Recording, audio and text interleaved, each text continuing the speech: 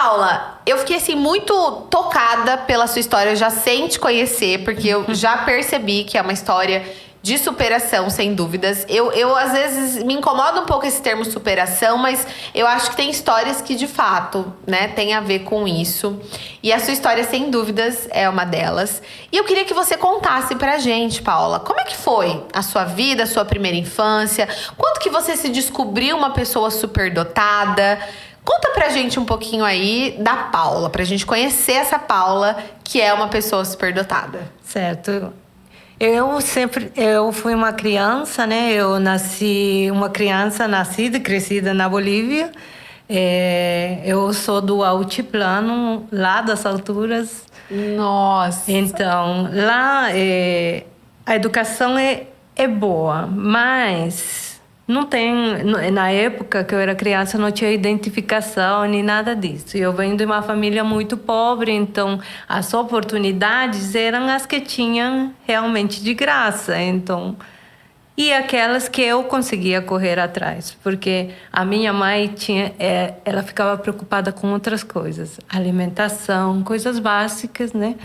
Então, quando eu cheguei aqui no Brasil, eu me casei, tive filhos. Com quantos anos você veio pro Brasil? Com 22. 22. Até então tinha tido uma infância muito pobre. E como é que era você aos 22 anos? Eu vim pro Brasil para trabalhar como babá. Entendi. Tentando me superar. Terminei o ensino médio na Bolívia, trabalhando ao mesmo tempo em uma casa de família como babá. Tentei começar a faculdade, mas era impossível dar conta do trabalho e da faculdade e tentar se manter, porque eu não tinha casa, não tinha ninguém para me sustentar.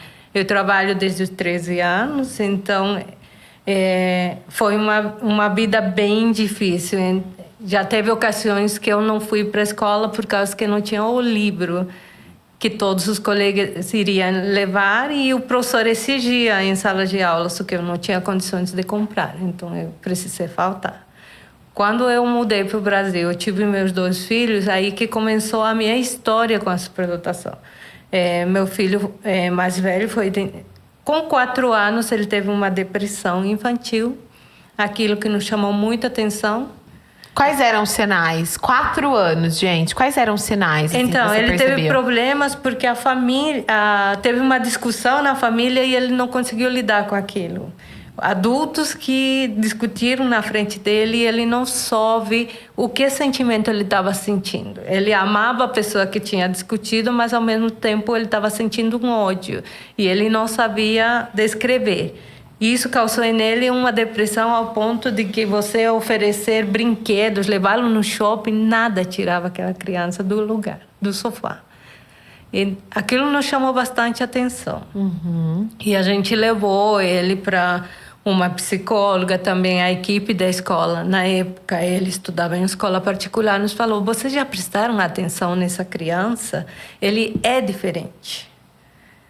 E você nunca tinha percebido? Nem você, nem seu marido? É que os pais de primeira viagem, a gente se sente muito que a gente é prepotente quando olha algo a mais no filho.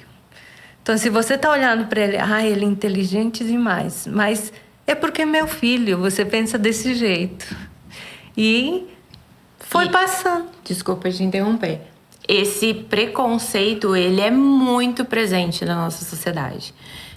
Qualquer ambiente que você chega e fala, não, mas eu tenho um filho com altas habilidades, a primeira coisa que a pessoa pensa quando ouve é que a gente acha que o nosso filho é melhor do que todas as outras crianças. Sim, é o tabu das altas habilidades e superdotação, né? Porque a criança é só inteligente. Exato. Né?